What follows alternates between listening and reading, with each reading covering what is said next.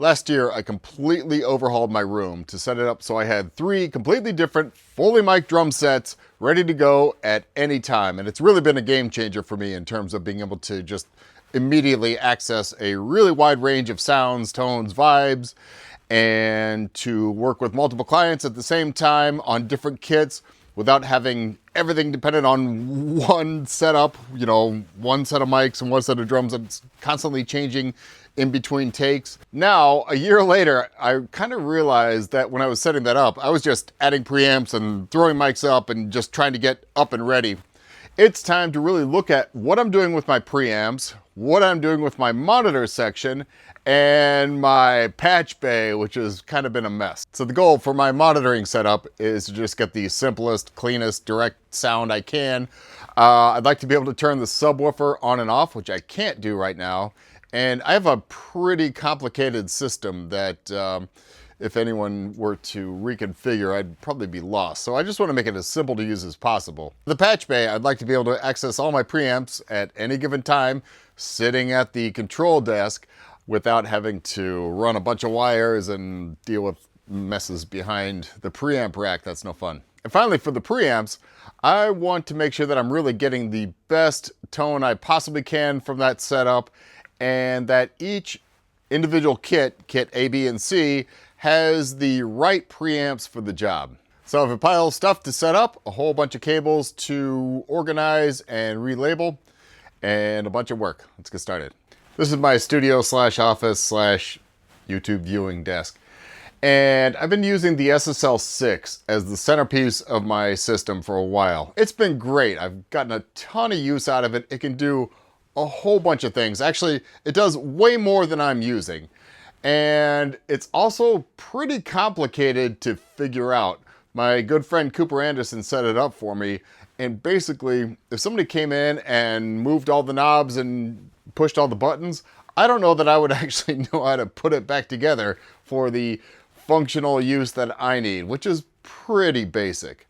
So, enter the radial nuance, which I just picked up. It does everything I need and basically nothing more. It's kind of perfect. So I'm gonna swap that out for the SSL6. Now, the 6 has 3 preamps that I have been using pretty regularly, so I'm gonna have to account for those on the preamp rack. But first things first, let's see if we can get some monitors happening. Now, the scary part is gonna be getting behind everything to do all this recabling. Get some light back there, pull out the desk, roll the desk back carefully, and then try to make sense of all this. The 6 and the cables are out. It's a bunch of stuff. There's more still plugged in that will go into the nuance. You all do save your original packaging for this stuff, all right? Because it's a whole lot easier to ship and you'll get more money back when you resell. I put tags everywhere on the power cables so that I can find them, because I have about 100 that are all in the back of several different power amps. All right, success with the radial nuance. Everything's plugged in. I still have an input for another pair of speakers, which I don't really use, but one day. Everything else is there.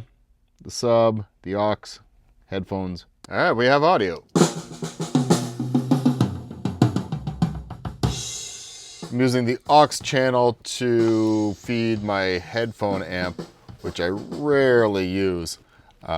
Basically, if I'm recording a full band, which hasn't happened in years. Anyhow, it's all easy to set up. Next up is the patch bay. And like I said, it's not very well set up. I didn't really know what I was doing years ago. When I put this stuff all together, I have a better sense now. So I'm gonna be installing this ART P48. It's much easier to configure than the old one that I have. And I'll be able to access everything from the preamp rack. Mainly I use the patch bay for the Zulus from Handsome Audio and Langston's Big Block DI, which is super cool, as well as my 80s analog drum brains. Every once in a while these get pulled into use. I think I have my normal and half normal arrangement sorted out, but we will definitely see. Lots more labels.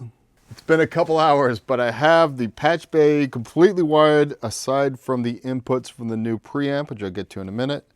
But in the meantime, it's all there, it's all labeled, and most excitingly, It passes audio between the three kits exactly as it should. Now, I'm not going to win any awards for cable management of the year, but, you know, it's all in there. Everything's where it's supposed to be. If somebody wants to come and clean it up, call me. And then the final step is cleaning everything up, because as you've seen, dust is a real issue in the old leather factory that contains my studio. Now for the fun stuff, time for preamps.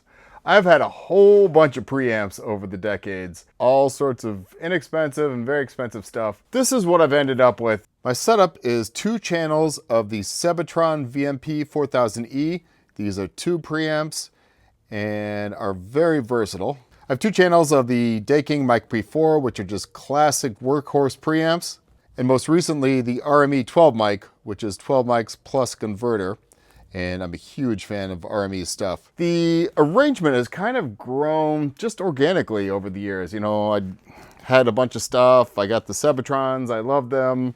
I added a second, got the Daking, added a second. Recently, when I redid the room, I found the RME 12 mic to be able to add 12 mics all at once.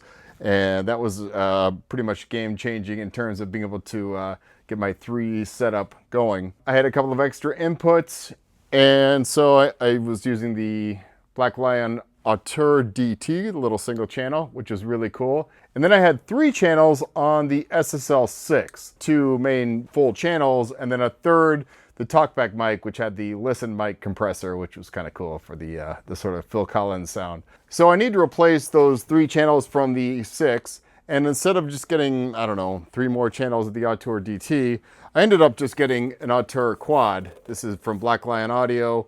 I've had a few of these over the years, different configurations, and I just really like their stuff. It's really dependable, sounds great, very affordable, made in the USA. So I need to make some space here in the rack because it's a little tight, and then figure out how to wire it because my XLR patch bay is completely full at the moment. Basically, if I can drop the patch bay and the 12 mic 1 space each, I'll have room. Hopefully I can do it without disrupting any connections. Something's not happy here. I have set up something incorrectly, but this thing just keeps working in spite of it, so whatever. Time to wire up the Auteur. I unfortunately only have an 8-channel snake to get from the preamp to the back of the interface, but whatever, you know, if I had another 4 channels somewhere, at least had the cable for it. In terms of getting the microphones into the preamp, I think I'm just gonna run a little snake out the back and out into the room. The Auteur is set up and fully functioning. Finally put the room back together, tested all the connections. If you've done it before, you know. If you haven't, it's a lot of work. The last thing to do today is to reset my room correction software, which is software which goes in my computer and kind of adjusts the EQ curve coming out of my speakers to basically get me as flat a frequency response as possible while dealing with the acoustic anomalies of this room. And I'm going to use the Sound ID, the reference microphone for the Sound ID software. It's really useful and I recommend it if you haven't checked it out.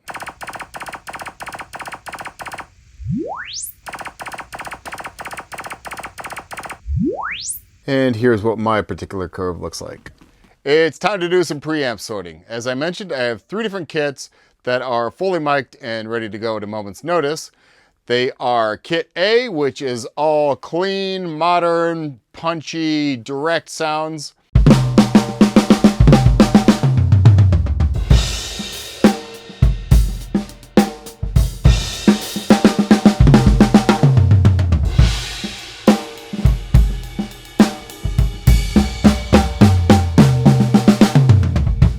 Kit B is the sound of my childhood, which is to say an early 70s Ludwig concert tom set. It comes with 6 different toms that I can mess around with. It's all mic'd from underneath, old school style, and I want nothing but 70s punchy, dead, glorious 70s sound out of it.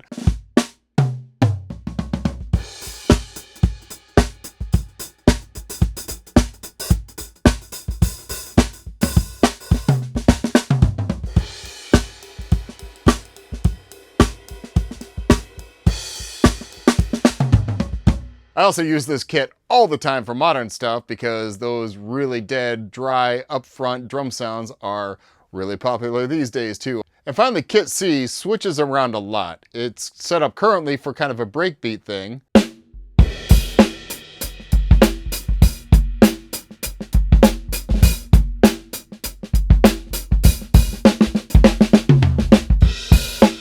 I use it for singer-songwriter sessions, more vibey stuff. It'll be early 60s pop kind of things. That kit changes all the time. So for that kit, I want just the widest range of tones and sounds I can get from my preamps as possible. As it stands right now, Kit A is all in the Dakings, all the close mics are there, and the 3 overhead mics are in the Sebatrons. Kit B is all in the RME 12 mic, and Kit C is split between the 12 mic, the Sebatrons, and the 4 inputs on my interface, the RME UFX Plus. So what I'm thinking is I'm gonna move all of Kit A into the 12 mic because that is my cleanest, most modern, most, digitally controlled preamp that I have. It happens to have exactly the number of inputs I have on that kit, so that works out perfectly.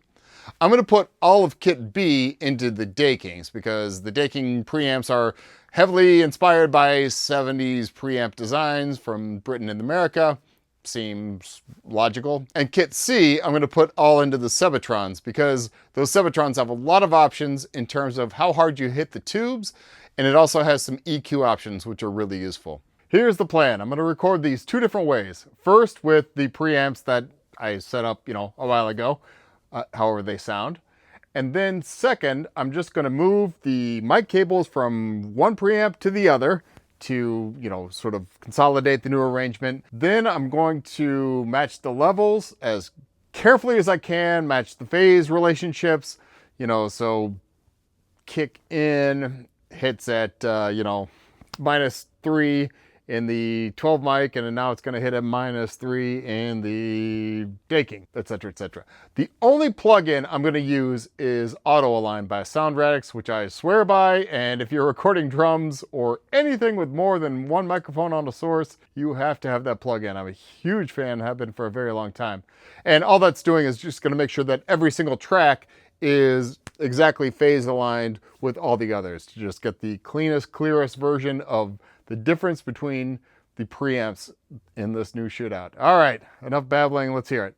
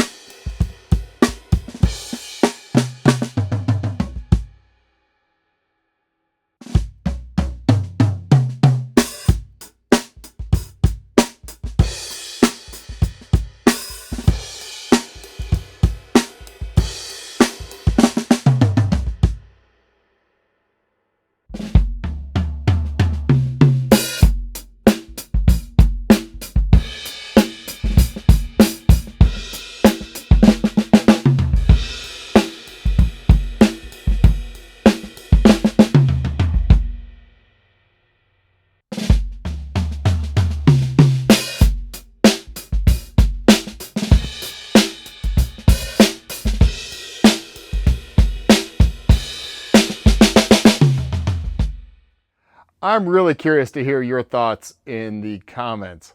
I found that really useful, and I definitely have some thoughts on this whole thing. I'm going to keep this arrangement. This has been a fun project. As always, it took longer and cost more money than I assumed. I thought it was going to be easy, just, move a few wires around, but it never works like that. Please let me know what you think. And if you're into this, subscribe to the channel because, I do lots of this stuff. Thanks for watching.